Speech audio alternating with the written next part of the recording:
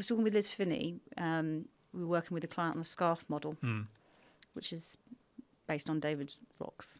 It's David Rock's model. It's neuroscience based, and talking about how the physical threat and emotional threat are not really distinguished in our minds.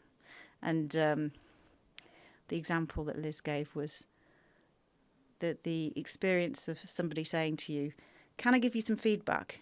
is very similar to what you might experience if you heard footsteps coming behind you quickly on a dark night. Interesting. Mm-hmm. I can imagine. That fear response, which is, So I have written about feedback. I did write about feedback in the book because it's such a thing in organisations, isn't it? That's promoted as a good thing. And in some ways I think it is. And I think it's just lost its usefulness and utility because of the way it's thought about. The assumption is that if I'm going to give you some feedback, Sophie, the assumption I think is I therefore know what the right answer is, and I'm telling you that you're not getting it right. So I'm going to give you some feedback on that. And I think that's probably where that fear response comes in, because somebody's going to give me some feedback, which means that I'm going to get told what I'm doing wrong, or how somehow I'm failing. Yeah. So why wouldn't we be frightened about that? Yeah, and I suppose it's quite. If we were talking about power before, but it's quite a high status move. It immediately puts you into a high status. I'm going to give you feedback now. Yeah. Even if you say, "Can I give you some feedback now?" Yeah. You, as a receiver of that, you immediately feel on the back foot, like you're in the spotlight. Yeah. And you are the one to be judged. Yeah, that's a good point. You're being judged. Yeah. This is the intention behind it is, I suppose, the assumption about the story behind it. Yeah. Is, the story behind it will be about you've done something wrong. I suppose it's got a lot of school dynamic in there as well. Yeah, school dynamic about it. Yeah, something like detention. Yeah. And yet in the real world, there are moments when we do need to offer people feedback because they're doing something that harms somebody, or they're not following process, which means they're creating risk. So there are moments in time when we need to say, "I'm sorry, but I need to give you some feedback."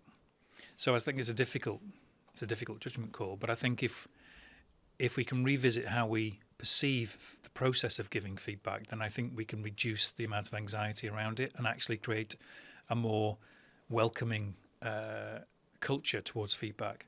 So what I talk about is, I guess what we talk about as OT practitioners is how do we move away from feedback to inquiry? So how do we start to inquire into how we're doing things together, such that my worldview of what's right is held more lightly, such that I could talk to you about what I think you've been doing and my observation of what you've been doing in a way that invites your response, which could actually change the way I see it.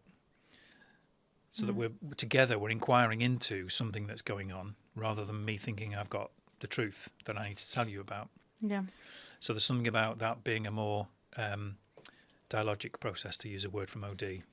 We enter into dialogue rather than a didactic process of me telling you what's wrong and you going, "Okay, fine, I'll go away and fix it." Yeah.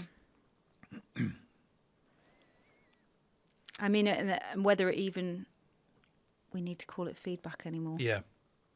I was talking to Steve Hearsom. He just said, it's just sharing observations. Mm-hmm. Right. Noticing. I'm sharing something I'm noticing. I wonder if we could talk about us. It. About us. And how what's happening when we work together.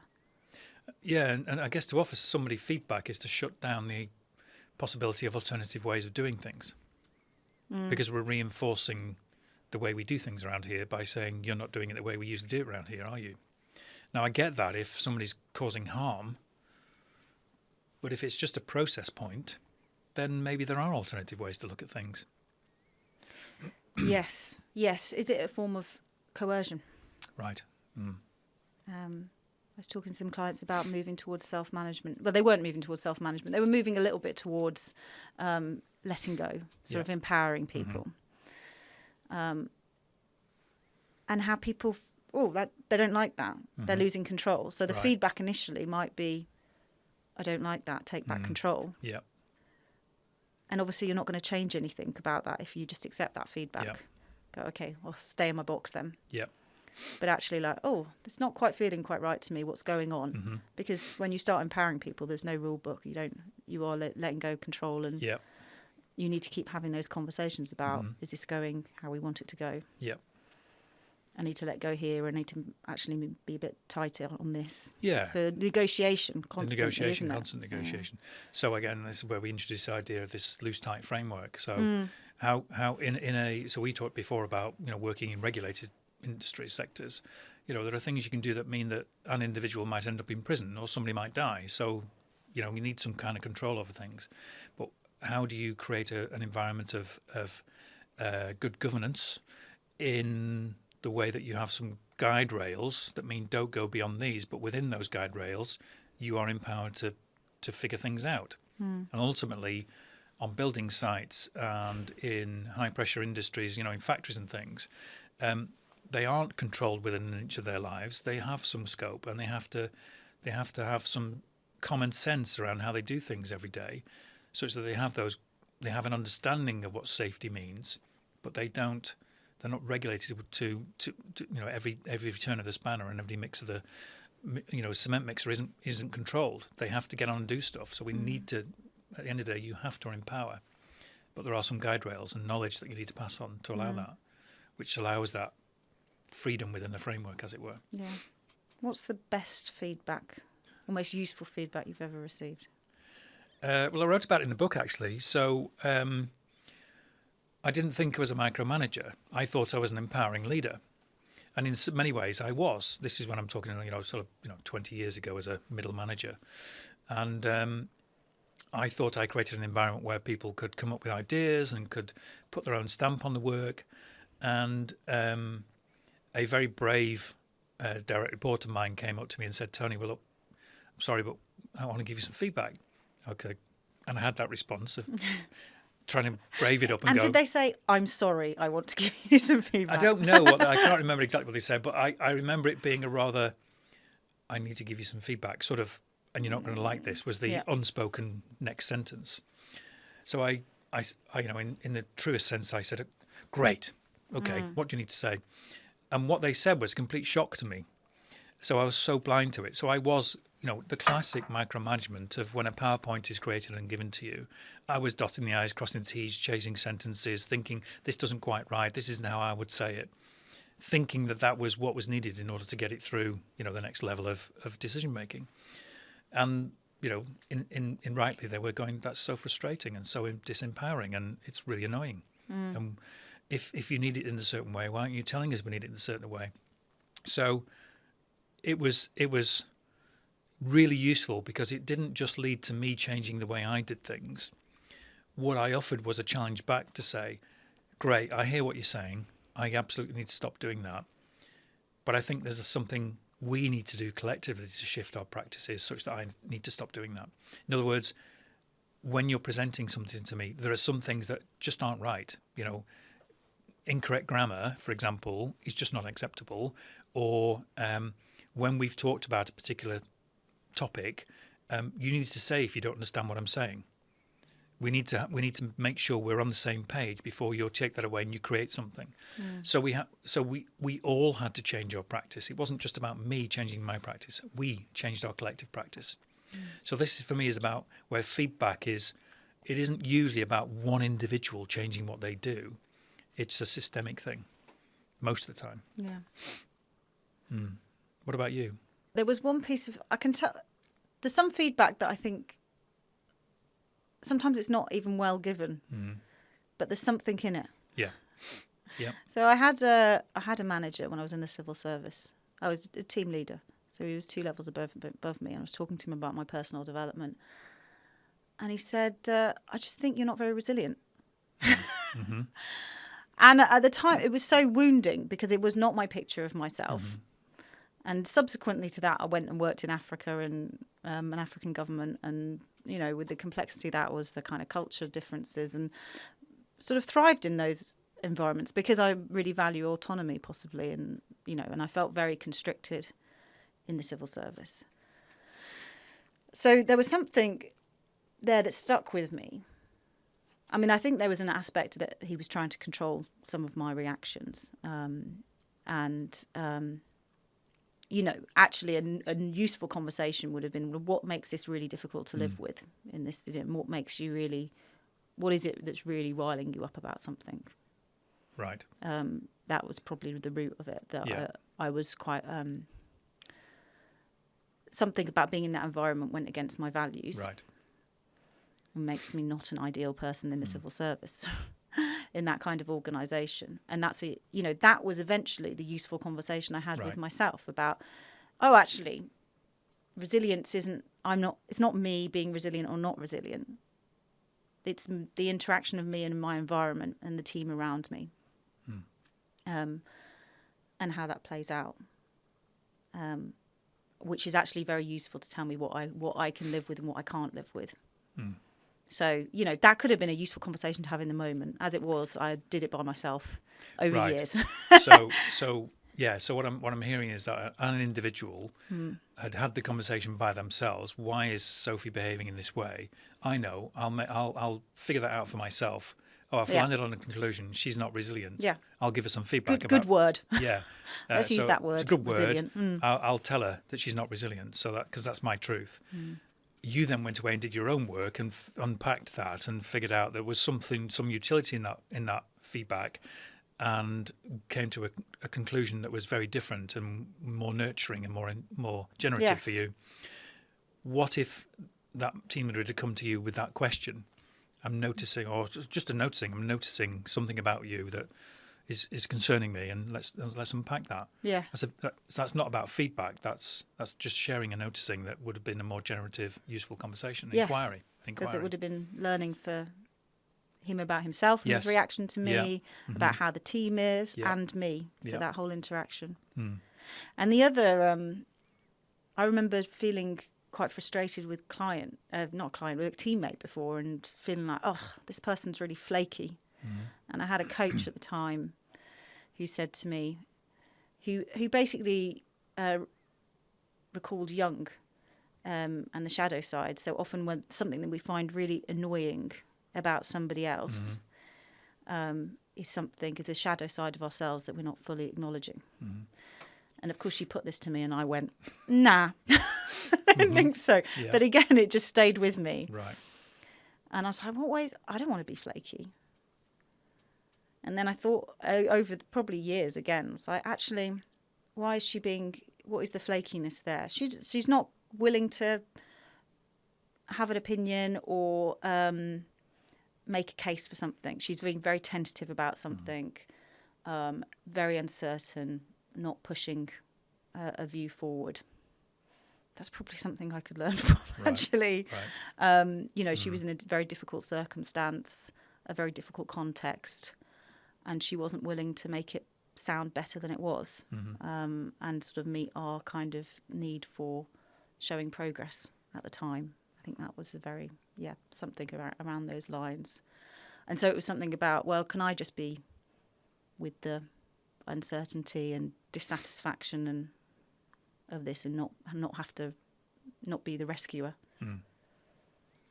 There's something.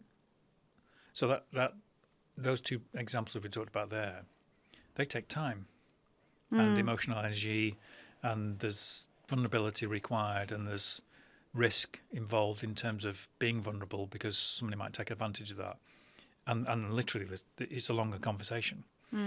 And I'm just worrying about in the real world. Practical, that is the real world, but being practical about it, there's an expediency to say, look, I'm going to give you some feedback, go and deal with it. So it's an easier route, I guess, for the manager to take, to say, just here's some feedback, go away and do it. So the way that organisations just don't create space, allow space for the more difficult, longer conversations. It's just not there. So performance management conversations, for example, are often 45 minutes to an hour, if they happen, and they're quite tightly agendaed in terms of how that works. So I've worked with managers who buck that trend and create the space for the right kinds of conversations, but a lot just don't, because either they're not equipped for it, they don't even know that it exists as a possibility, or they're actually trained to do it that way that we've just talked about in terms of it being much more feedback oriented. And it's this separation of task and relationship in organisations. Right. So they're on separate tracks. Mm-hmm. You do all your work, and then every year you'll talk about performance. Yeah, and maybe if you're lucky, you'll talk about your relational aspect of that.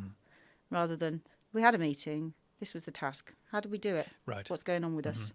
Which actually is much quicker, because it could be wrapped into a 15-minute... In the long run, it's much quicker. Because and you don't maybe like take on board what somebody said, and then the next time you have that meeting, maybe in a month, you go, actually, I've been thinking about that. And maybe, I wasn't, I didn't quite agree with what you said there. And you're improving how you, how you give and receive feedback during that process, rather than this sort of one chance only. Yeah. Which is pretty traumatic for people sometimes. Like Absolutely.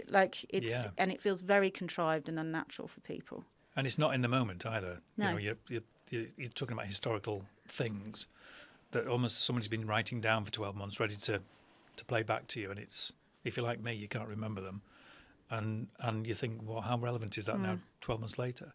So I think this is where two models come together for me, so two areas of theory. So Reddy's thinking around spending 30% of your time in high-performing teams talking about the task and also your relationships, and also Sharon talking about reflecting on practice and in practice. So this idea that you're reflecting on what's going on for you in the moment, in the meeting, as the meeting progresses, as the conversation progresses, and you give that enough time. So I think those two models come together for me in creating a habit where you're performing task and you're at the same time reflecting on how you're performing the task and how you are in relationship with each other whilst performing the task. And that for me is a secret sauce of organisations that is just not thought about and given space and time. And actually, because when you think about Reddy's model, when you say 30% of your time not on task, it's like more than a day a week. You say that to a CEO, they're going to go, I don't think so. But if it's actually part and parcel of the conversation, day in, day out, it's almost not noticeable. It's not noticeable in terms of time, but it's massively noticeable in terms of the way that relationships are developed and trust is developed and psychological safety develops, etc. Yeah.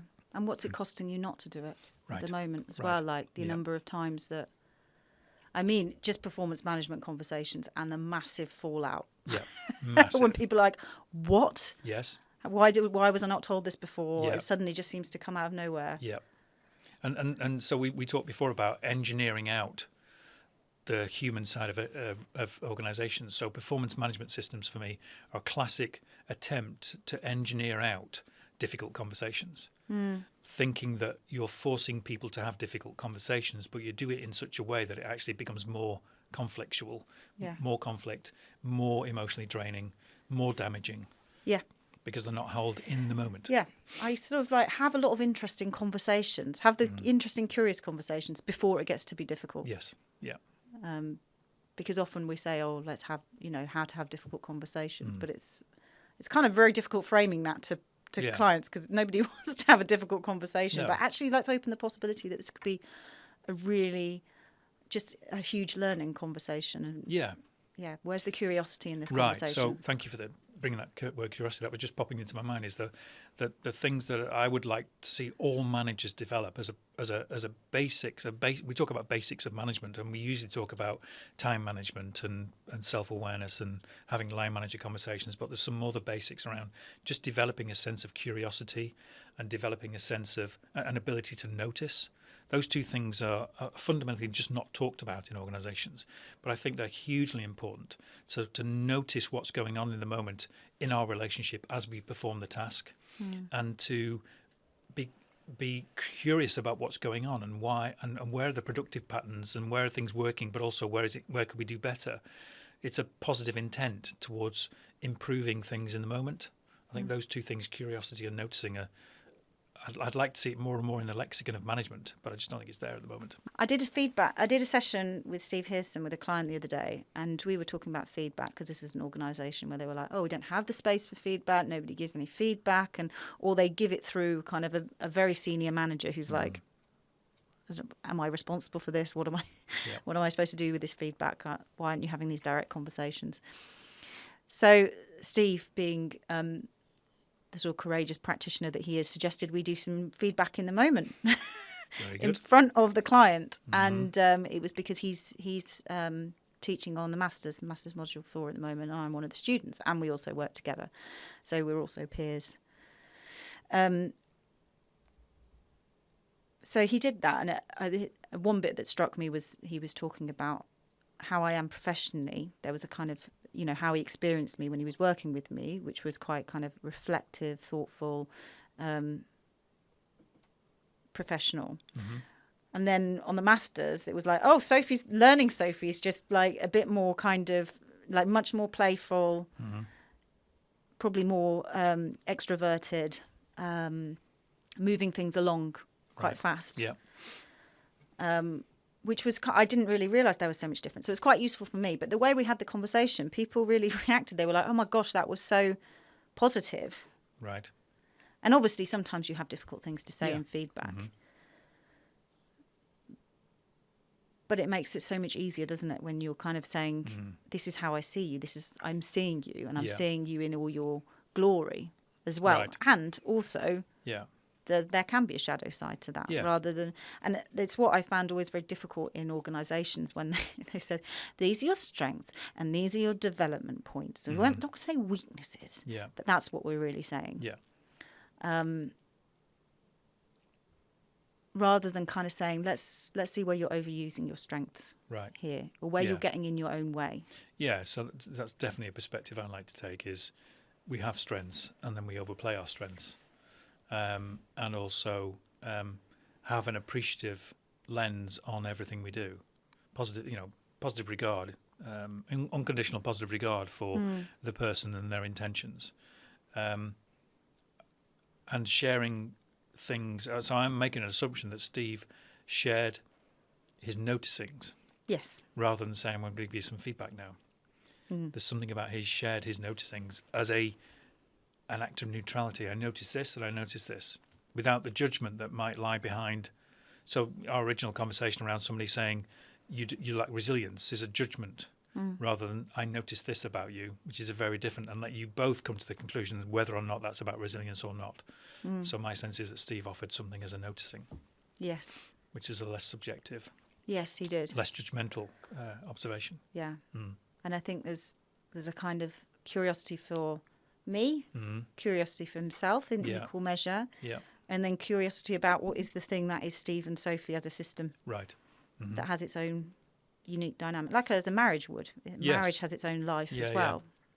I've no doubt Steve went into that conversation genuinely accepting that his noticings were just his noticings and were not necessarily the truth about what was going on. Yes. They're just what he was interpreting and sensing in the world. Yeah. And allowing space for you both to have a conversation about that, which would then make sense of it together. That would then have a utility for you both. Yeah. Yeah.